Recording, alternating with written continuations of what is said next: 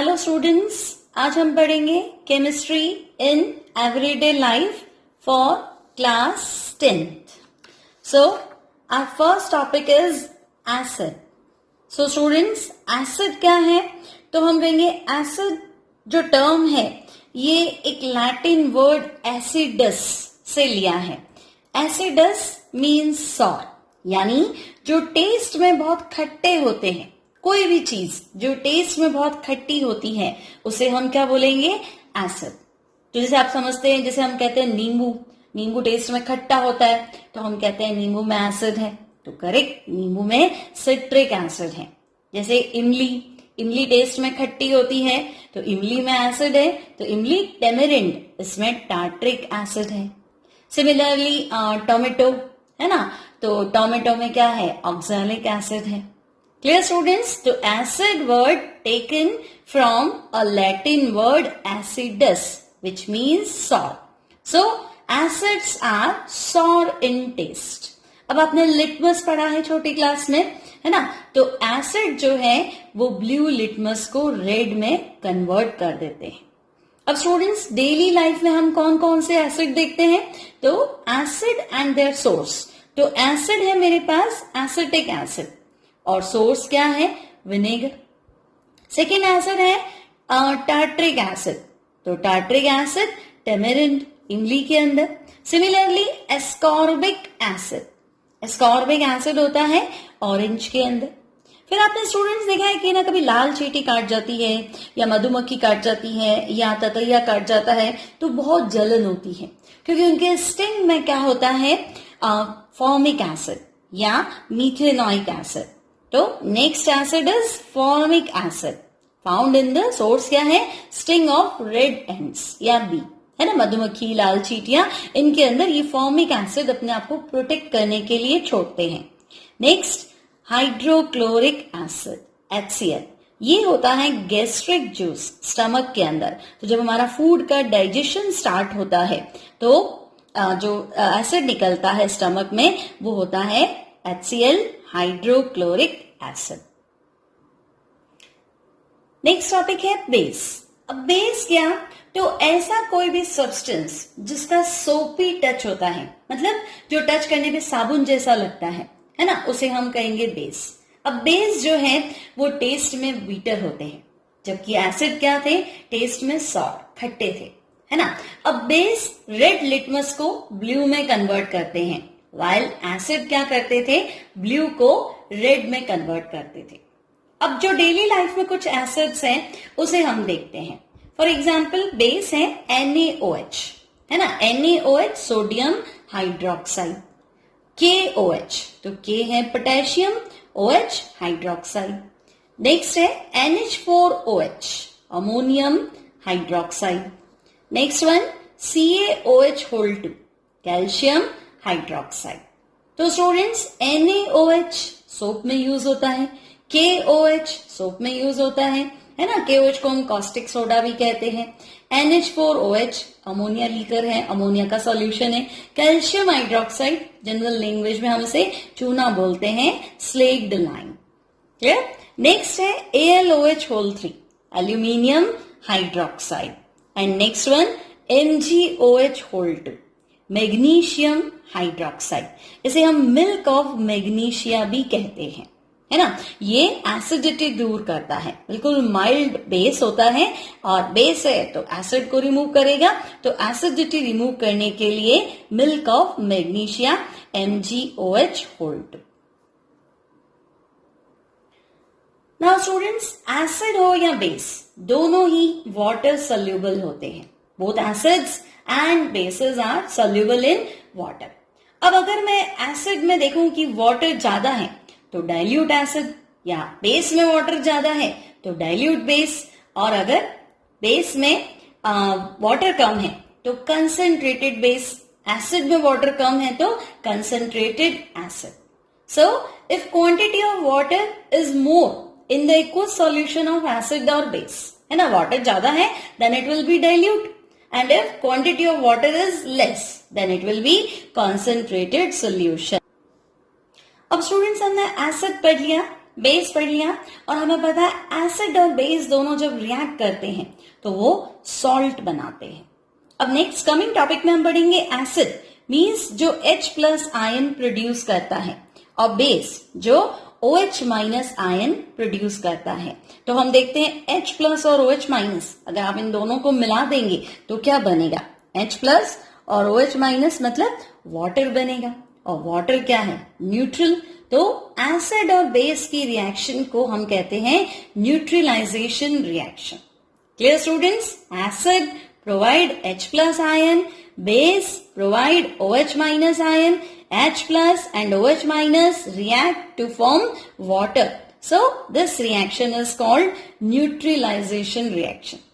अब हम जब भी एसिड और बेस को रिएक्ट कराएंगे तो हीट रिलीज होगी। तो ऐसी रिएक्शन जिसके दौरान हीट रिलीज होती है मीन्स आपने एक टेस्ट ट्यूब या एक बीकर में थोड़ा सा एसिड ले लिया, उसमें थोड़ा सा बेस मिला दिया, तो आप देखेंगे जो आपका बीकर है वो नीचे से थोड़ा गर्म हो जाएगा। सॉरी, जो बीकर है हाँ वो नीचे से थोड़ा गर्म हो जाएगा, मीन्स हीट जो है वो रिलीज हो रही है। तो जिस रिएक्शन के दौरान हीट रिलीज होती है उसे हम कहते हैं exothermic reaction. Clear students? So when acid and base reacts with each other, they produce salt and water. तो देखो एसिड में मैंने सिर्फ H प्लस लिया है यानी माइनस वाला पार्ट बाकी है, बेस में मैंने OH माइनस लिया है यानी प्लस वाला पार्ट बाकी है। तो हम देख रहे हैं ये दोनों तो वाटर बनेंगे प्लस साथ में जो बनेगा उस कंपाउंड को हम कहेंगे सॉल्ट। Clear students? तो हमारे पास केमिकल रिएक्शन क्या हुआ? Acid plus base gives salt plus water. अब फॉर एग्जाम्पल मैंने HCl का नाम है हाइड्रोक्लोरिक एसिड की रिएक्शन NaOH सोडियम हाइड्रोक्साइड से कराई, तो आप क्या देखेंगे कि ये यहां से H प्लस आयन छोड़ देगा, ये यहां से OH माइनस आयन छोड़ देगा। तो H plus and OH minus combine to give water. अब Na प्लस और Cl माइनस है ना, आपको पता है प्लस आगे लिखते हैं माइनस पीछे लिखते हैं, तो compound will be NaCl. Na is sodium, Cl is chloride. So acid and base combine together to give salt and water. Now students, when you react strong acid with strong base, तो आपको मिलेगा salt और वो भी neutral and water, है ना। For example strong acid में मैंने ले लिया H2SO4 और स्ट्रॉन्ग बेस में हमने ले लिया NaOH। अब ध्यान से देखिए H2SO4 दो H आयन छोड़ेगा, तो मुझे बेस ऐसा लेना है जो दो OH आयन दे, लेकिन NaOH तो एक ही OH आयन देगा, सो मैंने यहां ट्वाइस कर दिया। तो twice OH and twice H combine together to form two molecules of water and compound will be Na2SO4 sodium sulfate. Now when we react strong acid with weak base, तो आपको salt तो मिलेगा क्योंकि आप acid की reaction base से करा रहे हैं, तो सॉल्ट भी बनेगा वाटर भी बनेगा। लेकिन एसिड स्ट्रॉन्ग अगर है तो जो सॉल्ट है वो बाय नेचर क्या होगा? एसिडिक होगा। मीन्स जब आप उसको वापस वाटर में डालोगे तो एसिड और बेस बनेंगे, तो एसिड स्ट्रॉन्ग था तो रिजल्टेंट सॉल्यूशन भी क्या होगा? एसिडिक होगा। क्लियर? तो स्ट्रॉन्ग एसिड है HCl, SA means strong acid, और वीक बेस का एग्जाम्पल है NH4OH। क्लियर? तो HCl एक H आयन दे देगा, है ना, और NH4OH एक OH आयन दे देगा, तो वाटर रिमूव हो जाएगा and remaining compound is NH4Cl plus water. अब यहां पे मैंने लिखा है एसिडिक सॉल्ट, मतलब ये सॉल्ट जो है जब वाटर में जाएगा तो उस सॉल्यूशन का, इसके एक्वस सॉल्यूशन का जो नेचर है वो नेचर एसिडिक होगा। Similarly when we react with weak acid with strong base, तो अब ध्यान से देखो एसिड वीक है और बेस क्या है? स्ट्रॉन्ग है, तो एसिड और बेस सॉल्ट तो बनेगा, लेकिन इस बार जो सॉल्ट है उसका नेचर कैसा होगा? बेसिक। मीन्स जब सॉल्ट को पानी में डालेंगे तो उस एक्वस सॉल्यूशन की जो नेचर होगी वो स्लाइटली बेसिक या एल्केलाइन होगी। तो वीक एसिड का एग्जाम्पल है एसिटिक एसिड और स्ट्रॉन्ग बेस का एग्जाम्पल है NaOH। तो एसिडिक एसिड आपका एक H आयन दे देगा, NaOH आपको OH माइनस दे देगा. Then you will find CH3COONA, sodium acetate. CH3COONA, इसका नाम आप लिखेंगे सोडियम एसीटेट.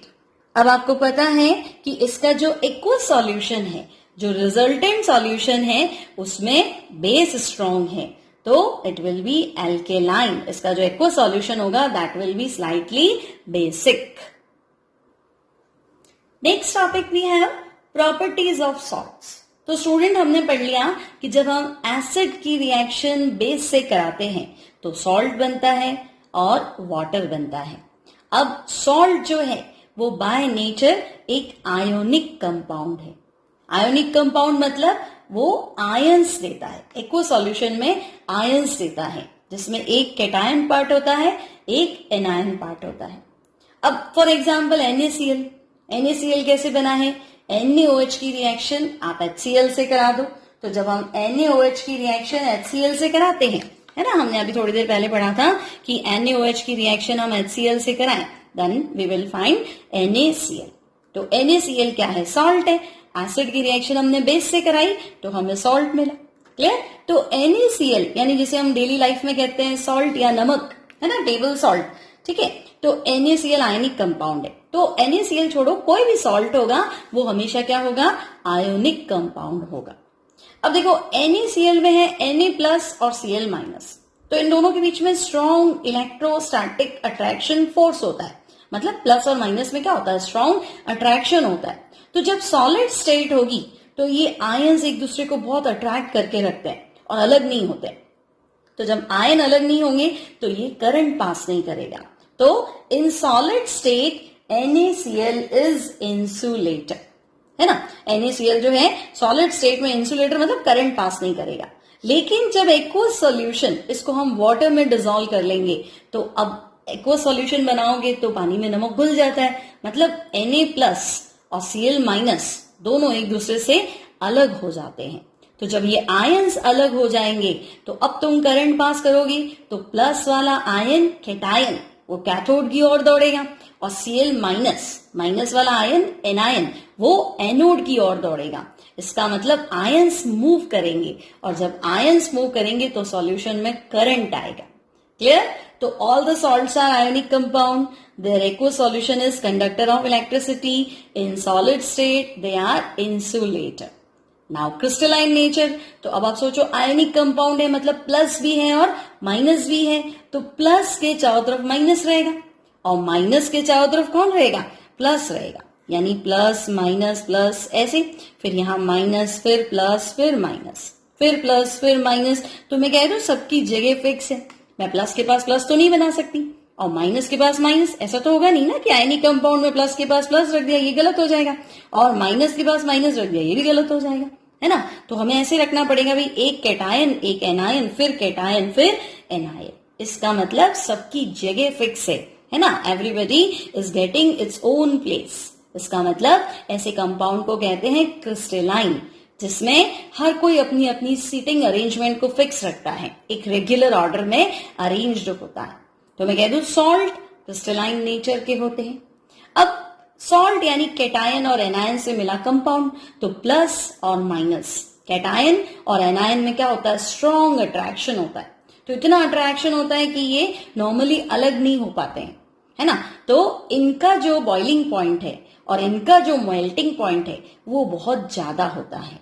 तो salts have high boiling point and high melting point.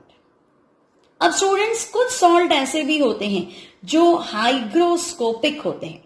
Hygroscopic मतलब मॉइस्चर एब्जॉर्ब कर लेते हैं, है ना. वाटर मॉलिक्यूल्स के साथ उनका अट्रैक्शन होता है, वाटर मॉलिक्यूल्स उनके साथ रहते हैं. तो ये जो वाटर मॉलिक्यूल्स हैं इन्हें हम कहते हैं क्रिस्टलाइजेशन वाटर या वाटर ऑफ क्रिस्टलाइजेशन. तो इन्हें हम साथ में लिखते हैं. फॉर एग्जाम्पल अगर मैं आपको कहूं Na2CO3.10H2, तो Na2CO3 का नाम है sodium carbonate. Na2CO3 sodium carbonate and 10 water.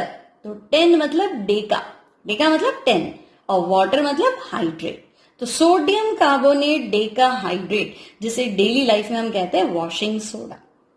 Clear student? तो आप देख सकते हैं इसमें 10 वाटर जो है वो क्रिस्टलाइजेशन वाटर है। क्लियर? Next, potash alum. अब पोटाश एलम यानी फिटकरी, जिसे हम डेली लाइफ में फिटकरी बोलते हैं ना, उसका केमिकल नेम है पोटाश एलम। अब पोटाश एलम में potassium sulphate, aluminium sulphate, .24H2। यहां जो आपके पास 24H2O है, this is crystallisation water. Clear student? Water of crystallisation 24 in potash alum. Next we have gypsum. अब जिप्सम जो है इसका फॉर्मूला है CaSO4, calcium sulphate, CaSO4.2H2O. So how many crystallization water are there? 2 molecules of crystallization water.